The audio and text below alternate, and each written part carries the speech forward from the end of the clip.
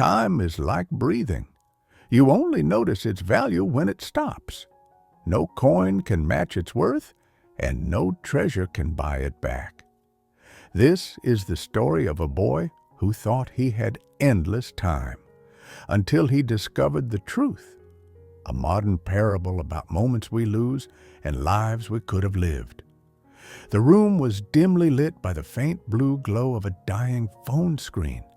Alex, 16, lay sprawled on his bed, mindlessly scrolling. The screen flickered. 5% battery. A sigh, then silence. No more pings, no more flashing images, just the hum of the night. He stared at the ceiling. Maybe I should finish that essay. Nah, tomorrow.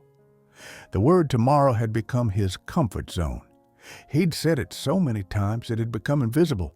Homework? Tomorrow. Practicing guitar? Tomorrow. Visiting his grandmother? Soon, which meant never. But tonight felt different. The silence didn't feel peaceful. It pressed in, heavy. Suddenly, a voice, gentle, old, and familiar in an eerie way. You've been spending me like I'm infinite. Alex sat up. His heart raced. From the corner of the room, a tall figure stepped into the pale light. He wore a long robe that shimmered like the night sky, woven with stars that moved as if alive. What are you? Alex stammered. The man smiled, not warmly, not coldly, timelessly. I am time. Before Alex could run or speak, the walls of his room melted away into a vast, dark expanse. He now stood in a field under a gray sky. The ground crunched beneath his feet, not grass, not soil, but broken clocks. Thousands of them, some ancient, some digital, some warped and silent. Where are we? Alex whispered. The field of wasted hours, Time replied. He picked up a shattered wristwatch. As his fingers brushed the cracked glass, a vision surged through his mind. Himself, 1 year ago, sitting on the couch, ignoring his friend's call to go hiking. They never got close again. Alex dropped the watch. That was real? Time nodded. Every hour you dismiss ends up here, not gone, just mourned. They walked past mountains of neglected moments, a girl's ballet shoes buried under dust, a book half read and left, a painting never finished, all glowing faintly, whispering what could have been. They turned a corner. Suddenly, they were in a bustling market. But there were no fruit stands, no cloth sellers. Here, stalls advertised something far stranger. Trade 3 years for instant success. Forget pain for only 6 months of your life. Happiness now, pay later in time. People lined up, some young, some old, all willing to trade.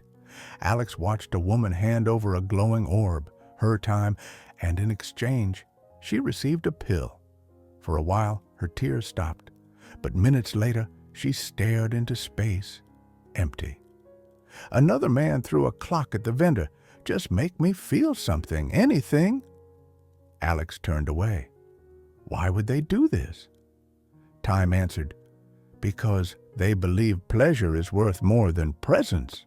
But what they don't see is the true price. Time led him beyond the market to a hidden gate. It opened to reveal a breathtaking garden. Sunlight bathed golden trees, flowers hummed, streams whispered. This, Time said, is where purposeful time grows. Each tree bore glowing fruit, each flower radiated warmth. Alex reached for one and instantly saw a vision, a man teaching a child to read day after day. That simple act had helped the boy become a teacher, a chain reaction of moments that mattered. This is what I could have built. Time placed a hand on his shoulder. It's never too late, but the longer you wait, the smaller your garden becomes. Alex walked past trees grown from sacrifices, kindness, courage. But when he asked to see his own space, Time led him to a small patch with one budding flower. It was for the night Alex had stayed up talking to a depressed friend who'd messaged, "I feel empty."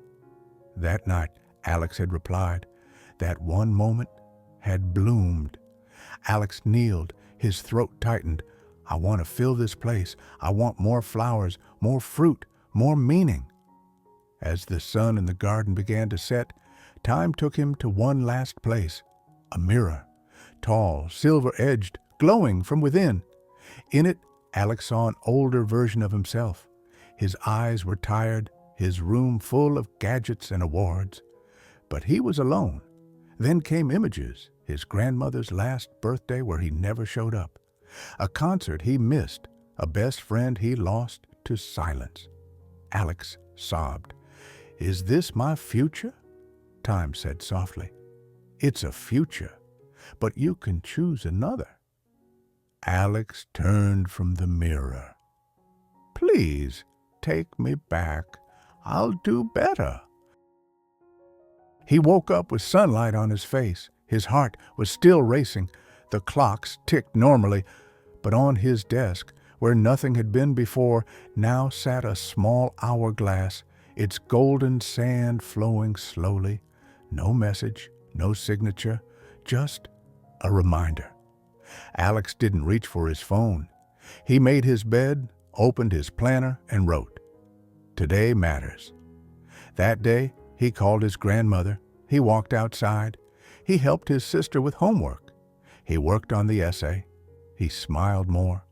And that night, before bed, he stared at the hourglass and whispered, "You're not invisible anymore."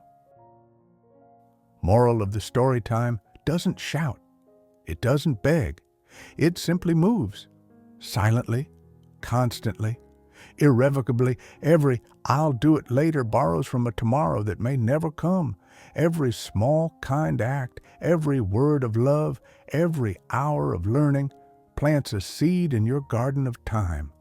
One day, you'll sit in that garden. The only question is, will it be full of fruit or full of silence? Make it count, every moment, starting now.